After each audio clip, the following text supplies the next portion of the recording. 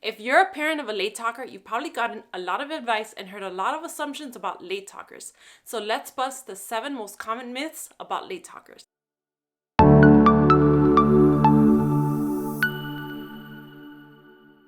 Hi, I'm Brenda. I'm a pediatric speech language pathologist, a mom of 4, and the creator of Tiny Talker Speech. On this channel, I share tips and strategies that you can use at home to get your baby or your toddler talking. So if that's the kind of content you're into, make sure you subscribe to this channel. As a parent of a late talker, other well-meaning parents and friends might share advice and their suggestions and their opinions as to why your child is a late talker. It's kind of like my daughter's eczema. Everyone had an opinion, everyone thought they had the solution, and I was overwhelmed by well-meaning friends and family who had an opinion to share. I would get so overwhelmed when people would say, "Don't worry, they will outgrow it." I mean, my daughter was 7 and she was still suffering with eczema.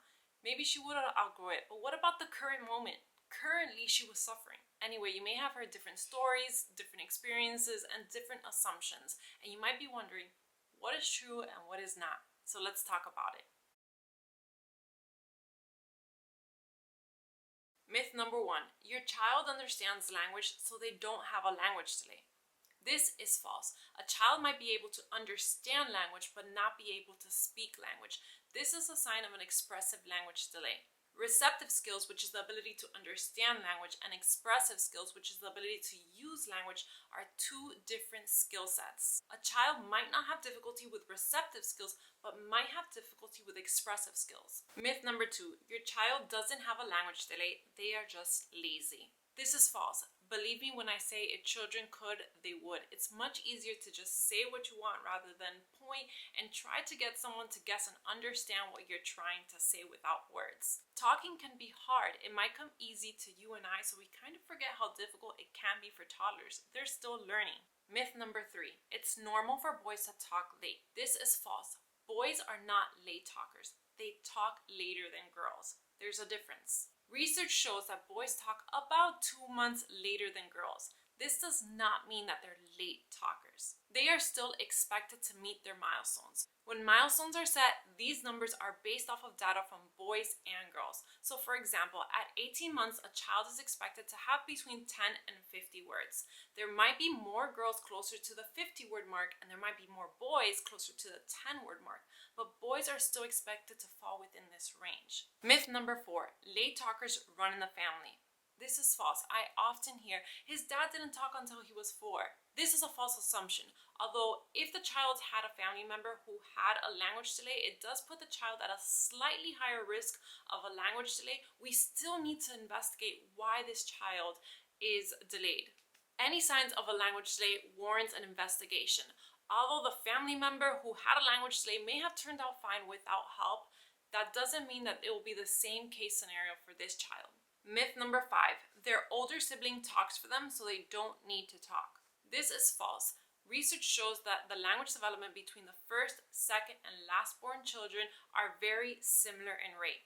And actually, research shows that second born children tend to have superior language skills over the older sibling, and this is probably because they're hearing so much language from the older child. So in reality, younger siblings hearing their older siblings talk is actually beneficial for them. So if you find yourself in a situation where the older sibling is talking for the younger sibling, it might be because the older sibling is compensating for the younger sibling's language delay.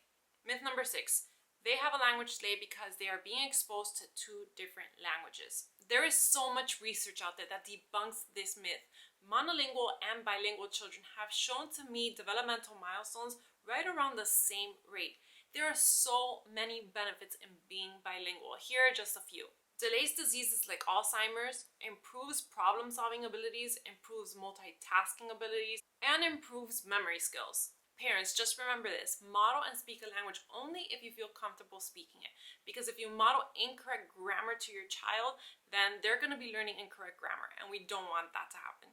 And myth number 7, children will outgrow their language delay on their own. I'm sure you've heard it before. My cousin's neighbor daughter didn't talk until they were 3 and they're fine now. Or my favorite, Einstein didn't talk until he was 4. No, that's not it. Although I never want you to stress or worry about your child's language development, I want you to be proactive and learn how you can support your child's language development. Unfortunately, there's a false assumption to think that all children will outgrow their language delays. Research shows that about 30% of children don't outgrow their language delays. That's a pretty high number. But even if a child did outgrow their language delays, what happens between the ages of 0 and 4? A child is not able to communicate. How frustrating is that? So why wait? It's still so important for a 2-year-old to communicate. I mean, I want to know if my 2-year-old wants water or if she has a boo-boo and something's hurting. I want to know what her wants and needs are. The false assumption that all children will outgrow their language delays is the reason why so many families postpone therapy that might be necessary for their child. Many families wait until the child is about 3 years old to see if they catch up and start meeting their milestones before considering therapy. This is called the wait and see method. My mission here in Tiny Talker Speech is to educate you, the parent, or any individual that is working with children on how you can support your child's language development, so you're not forced to just sit and wait and see if your child catches up. I want to teach you simple strategies that you can apply at home during your daily routines. These strategies will help reduce frustrations, help you understand your child, and help you get your child talking. So if you're ready to do that and you're ready to help your child start talking, register for my free masterclass. Inside of my masterclass, I will teach you 3 speech therapy strategies that you can apply today during your daily routines with your child to get them talking. So if you're ready to help your child start talking, register for my free masterclass. Inside of my masterclass, I will teach you 3 speech therapy strategies that you can start applying today during your daily routines. They're super easy strategies and it will help you get your toddler talking. Thank you so much for watching this video. If you found this video useful, don't forget to subscribe and like this video. See you next time.